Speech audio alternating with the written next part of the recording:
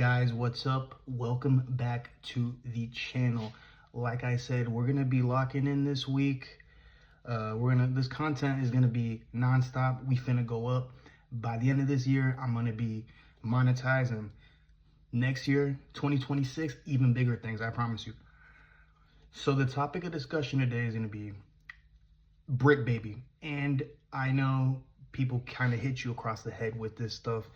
I'm personally invested. I was a big fan of Bricc, huge fan of him at No Jumper. I just felt like he was misunderstood, but I also saw him making the transition from being in the streets to fully podcasting due to his antics, essentially.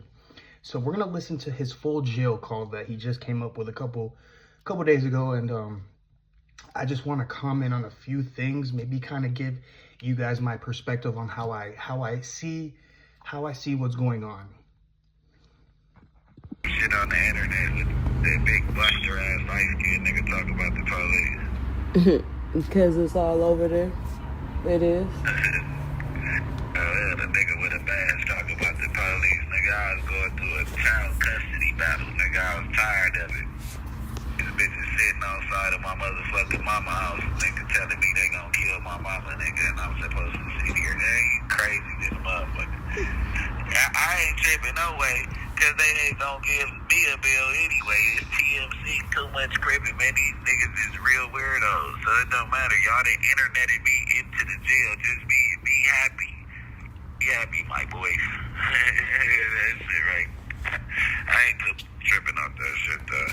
Yeah, that's all they do. You the talk of the town, the talk of the city. Shit. Yeah, niggas, I'm trying to figure out how they phones ain't hit.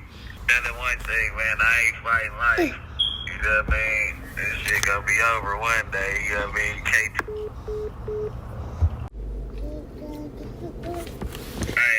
I wish that big old deal, man, is the Bricc, man, while everybody laid up with their feet up out there vacationing, playing like they ain't got nothing for the kids, man. You already know we still keeping it strong. Nigga don't need nothing from...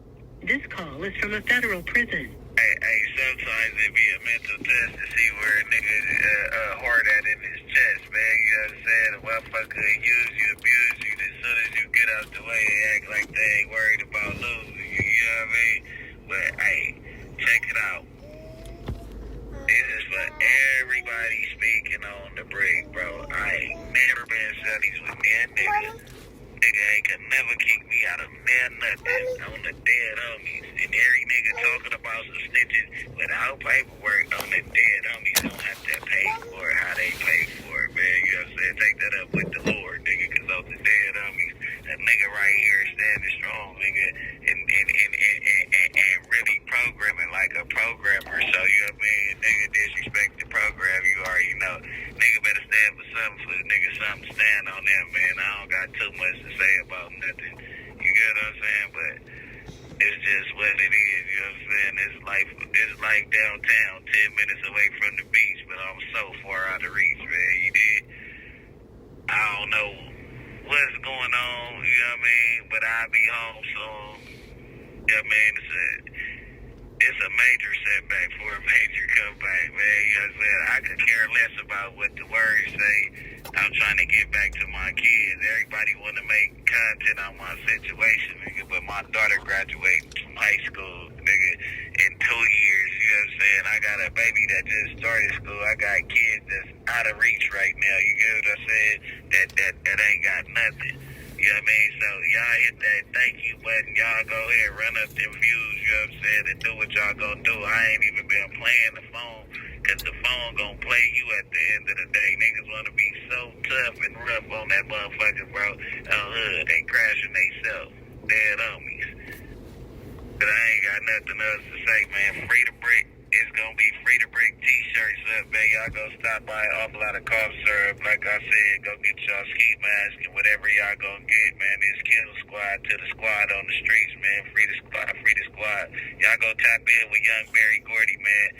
Tell Compton Rick Rock, man, continue being a real nigga, man. He just sent the nigga some money out of nowhere, man. Shout out Donnie, shout out Mikey, shout out everybody else, Flacco and the whole gang, man. You already know it's Bricc, not the trick, man. It's the Bricc babies, you know what I'm saying? You know what I mean? Kai, Sky, Zai, and Zoe, man, you know what I'm saying? And the Bricc ladies, you know, my mama, my wife, you know what I'm saying? Okay, I just want to touch on a couple things, guys. First of all, free Bricc, baby. You know, free everybody behind the wall. If you're guilty, go do your time and get out. If you committed a crime where you're not getting out, we all have to accept the consequences for the actions that we make in this life and the next, essentially. Again, I just want to touch on a couple things. First of all, free Bricc, man. Free Bricc. Second, I want to talk about what I'm hearing in his voice. First of all, for me, I'm not a hater at all. It just seems like he's essentially, to me, it sounds like from what that says, taking no responsibility. He literally said, "You guys have interneted me into a federal holding facility," essentially, because that's what he didn't insinuate that. He literally said that. So, a couple things. I don't know if he's essentially being sober in there. The reason why I say that is because as somebody who's been incarcerated more than one time, unfortunately, not proud of it at all, not glorifying it at all. Kids, stay in school, get a job. Every time that I got locked up, I'm getting sober. My mind is getting sober. My body is getting sober. I'm actually thinking about the things that I did. And I'm saying, you know, there's nobody to blame except myself for putting myself in this situation. That being said, hearing him say that kind of makes me want to question, is he using in there? Is he on Suboxone? Is he smoking strips? I mean, I don't blame you. When you're doing time, you got to do time however you want to do it, you know? Just don't leave a worse person than you were when you entered, especially when you're doing a bid, which, not trying to hold my nuts on him, sounds like he might be doing a bid. You know, hopefully, best case scenario, he's get those gun charges down to a minimum 2, 3, 4, 5 years, and you know, it is what it is. I believe he's got fraud charges also. So when I was in the position that he was in, you know, like I said, my mind is clearing up and I'm taking full responsibility and accountability for my actions that ultimately led me to the position that I'm in. I'm not hearing that from him. 2, I believe that he was saying something about too much cripping. What are you doing, my guy? They're listening. They're listening to these calls. And I know you said they're probably not going to let you out. Again, not holding my nuts on you, but that's likely a possibility. You're going to be in there until they give you your sentence and you carry out your time. Hopefully it won't be too long. You know, we'll see what happens. But for me, it seems, it's just, I don't like where his mind is at. I don't like the fact that he's wanting to put all this content out. I mean, I get it. You have to make a living. Support him by going to the thing, but I just don't understand what's going on in his mind as far as the accountability is whoever he's talking to, not saying, you know, if I was the person on the phone, if that's his girl, I would be, hey man, you put yourself in this situation.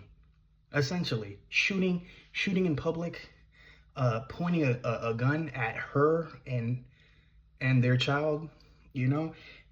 And I wish I was somebody that was close to him. Maybe I might write him a letter, you know, and just kind of put him on game, man, you know, like, don't lie to him or sugarcoat it to him, you know? And basically the whole thing of this video, I was going to make a whole spiel, but I just want to give my thoughts on what I'm hearing and how essentially I don't feel like he's doing what he can mentally to prepare himself to be a better person. Essentially, this is God is placing him in this position for. So guys, like, comment, and subscribe to the channel. Content daily, I promise you. So, love you, and hey man, let me know what you guys think as far as what are you hearing in his voice. What are your thoughts on what he's saying?